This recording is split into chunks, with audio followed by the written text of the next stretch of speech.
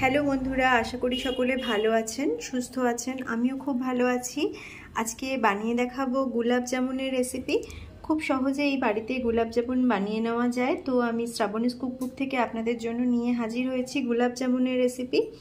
দেখে ভালো লাগলে অবশ্যই লাইক শেয়ার করবেন আর কমেন্ট করে জানাতে ভুলবেন না আপনাদের কেমন লাগলো।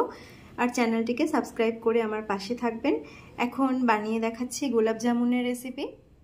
গোলাপ জামুন বানাবো, তার জন্য এখানে নিয়ে নিয়েছি 1 গ্লাস দুধ।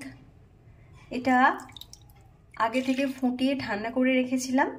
লিকুইড দুধটা পরিমাণে 250 ml মতো আছে। এখানে মিল্ক পাউডার নিয়ে নিয়েছি 4 টেবিল চামচ। মিল্ক পাউডারটাকে এর মধ্যে মিশিয়ে ভালো করে গুলে নিতে হবে। এখন একটু খুব ভালো করে মিশিয়ে নিচ্ছি। এখন খুব ভালো করে লিকুইড দুধের সাথে মিল্ক পাউডারটা মিশিয়ে নিয়েছি। এবার আমি এখানে সুজি নিয়েছি। গোলাপ জামুনটা সুজি দিয়ে বানিয়ে দেখাবো। এটা ওজনে 150 গ্রাম মতো আছে। তো কিছুটা করে অল্প অল্প করে সুজি মিশিয়ে আমি এটাকে নেড়ে চেড়ে নিতে থাকবো। এইভাবে একটা ডো বানিয়ে নিতে হবে। এখন ডোটা বানিয়ে নিয়েছি। এবার এটাকে ঠান্ডা হতে দিয়ে আমি চিনি শিরাটাও বানিয়ে নেব। এখন চিনি শিরা বানিয়ে নিতে হবে, তার জন্য এখানে নিয়ে নিয়েছি চিনি। আর এটা এলাচ দানা নিয়েছি, ভেঙে নিয়েছি। চিনিটা 100 গ্রাম থেকে 150 গ্রাম মতো আছে। দিয়ে দিচ্ছি ওই বাটির মাপেই 1 বাটি জল। এখানে চিনি শিরাটাকে একটু বেশি করে চিটচিটে করতে হবে। তো এখন চিনি শিরাটা বানিয়ে নিচ্ছি। এখন ভালো করে ডোটাকে ঘি দিয়ে মাখিয়ে নিতে হবে। তো এখানে আমি 1 টেবিল চামচ ঘি পুরোটাই দিয়ে দিলাম। এবার খুব ভালো করে মেখে নিতে হবে।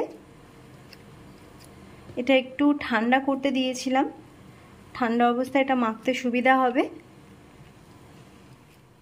এখন ডোটা রেডি করে নিয়েছি, এটা মাখা হয়ে গেছে। এখন চিনি শিরাটা রেডি করে নিয়েছি, একটু চিটচিটে করে বানিয়েছি চিনি শিরাটাকে। গ্যাসটা অফ করে দিতে হবে। এখানে চিনি শিরাটা এরকম চিটচিটে হয়েছে। তো এবার আমি গ্যাসটা অফ করে দিচ্ছি।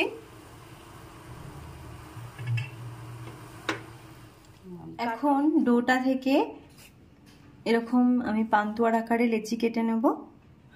আর হাতে প্রথমে আমি একটুখানি লেচি কেটে নেওয়ার আগে ঘি মেখে নেব হাতে।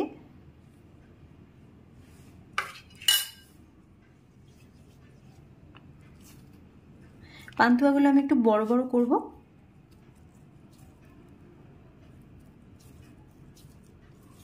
তো এইভাবে একটু গোল গোল করে বানিয়ে নিতে হবে। এখন এইভাবে বানিয়ে নিয়েছি। এবার এগুলোকে ভেজে নিতে হবে। এখন তেলটা গরম হতে দিতে হবে। আমি কড়াইয়ের মধ্যে দিয়ে দিচ্ছি তেল। 200 ml রিফাইন অয়েল কড়াইয়ের মধ্যে ঢেলে তেল গরম হতে দিচ্ছি। তেলটা এখানে ধোঁয়া ওঠার আগেই আমি গোলাপ জামুনগুলো ছেড়ে ভাজবো, কারণ ধোঁয়া উঠবে না, খুব বেশি গরম হবে না তেলটা। তেল গরম হয়ে গেছে। এবার আমি ছেড়ে দেবো এক এক করে।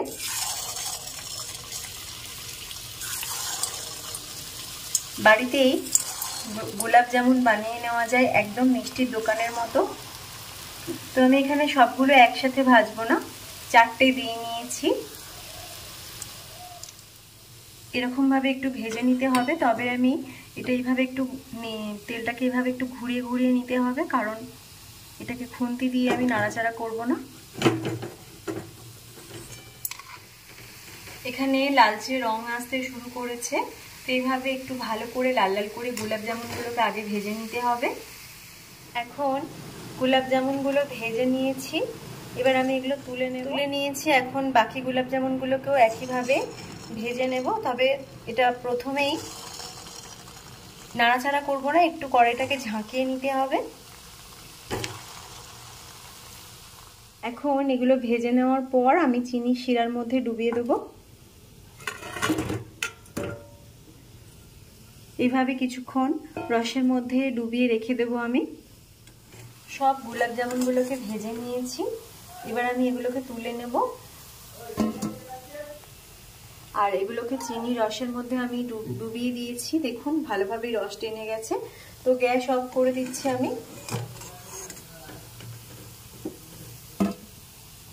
এবার এগুলোকেও চিনির শিরার মধ্যে ডুবিয়ে আমি বেশ কিছুক্ষণ রেখে দেব, যাতে রসগুলো ভেতর থেকে যতটাই রস টানবে এটা ততটাই খেতে সফট হবে।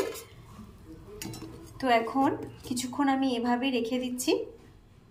এখন এগুলো খুব ভালোভাবে রসের মধ্যে ডুবিয়ে রাখার পর রস টেনে নিয়েছে, চিনির রসটা টেনে নেওয়ার পর এটা আরও একটু বেশি ফুলে গেছে। তো এখন এগুলো প্লেটের মধ্যে আমি সাজিয়ে নেব। আপনারাও ট্রাই করতে পারেন এভাবে গোলাপ জামুনের রেসিপি। এখন গোলাপ জামুনগুলো রেডি করে নিয়েছি,